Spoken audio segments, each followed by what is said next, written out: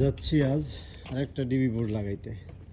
এর উপরের ফ্লোর এই কারখানার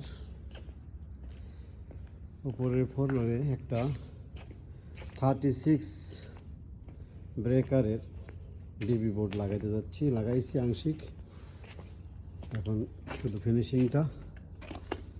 তো ডিবি বোর্ড যাদের লাগাইতে হবে, নতুন যারা তোমরা আসতেছো, এটা কিন্তু অতটা সহজ কাজ না, কিছুটা হলেও কঠিন আছে কেননা এর লেভেলিং বিষয়টা, এর প্লাস্টারের সাথে লাস্ট ফিনিশিং আসবে, যদি না আসে তাহলে একটা ব্যাকআপটা দেখাবে। তো সব কিছু মিলে এর লম্বায় যে লেভেলিং, অর্থাৎ ঠিক মতো সে দাঁড়াইছে কি না, ওই যে লেভেলটা মিডিয়ামে আছে, দাঁড়াইছে কি না, আবার ডাইনি বামে কাত আছে কি না, এই যে লেভেলটা। তো সব কিছু দেখতে হয়, আর সবচেয়ে বড় জিনিসটা দেখতে হয় যে প্লাস্টারের সাথে লাস্ট পর্যায়ে মিল হবে কিনা। তো সেইটা দেখার জন্যে সবচেয়ে বড় একটা টেকনিক যেটা আমি ব্যবহার করি, এই যে 1 সেন্টি বা 1 সেন্টির কমের দল দেখে একটা কাঠ নিব আমি। সেই কাঠটা প্রথমে আমি সিমেন্ট দিয়ে দুই পাশে সিমেন্ট দিয়ে লাগিয়ে নিয়েছি এবং এই লেভেলটা দেখে নিছি, এই যে লেভেলটা দেখে নিছি। তো লেভেলটা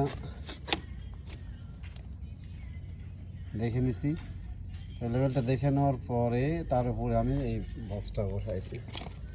তো এই কাঠটা প্লাস্টার যতটুকু হবে তার চেয়ে একটু কম হলে ভালো, এবং সেটা বরাবর এইভাবে যদি আমি বসাই, ব্রেকারটা বসে যাবে।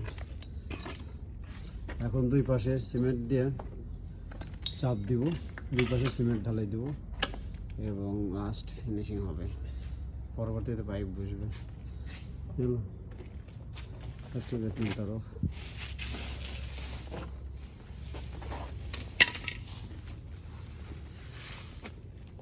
माफी इतनी जी वाहिद निकल गया खाली।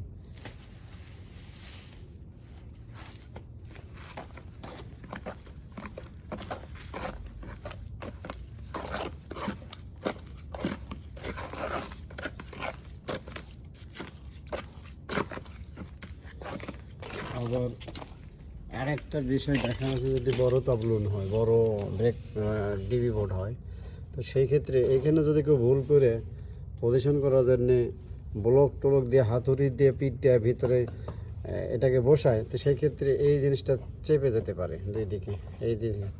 যার কারণে আমি মাঝখানে কিন্তু এটা প্রোটেকশন দিয়ে রাখছি, যে সিমেন্টের চাপে, বালির চাপে যেন এটা মাঝখানে চেপে না যায়। তাহলে লেভেলিংটা লাস্টে এই যখন বসাবো, ঢাকনাটা ঠিকমতো বসবে না বা একটু এলোমেলো দেখাবে, ঢাকনাটা ঠিকমতো বসবে না। সেজন্য আমি মাঝখানে একটা প্রোটেকশানে দিয়ে রাখছি। এটা অনেকেই দেয় না, কিন্তু আমি আমার থেকে নিয়ে রাখছি যে আমি এই বোর্ডগুলো, সুইচ বোর্ড সেট করার সময় যেন সমস্যায় না পড়ি। আল্লাহ রাখা।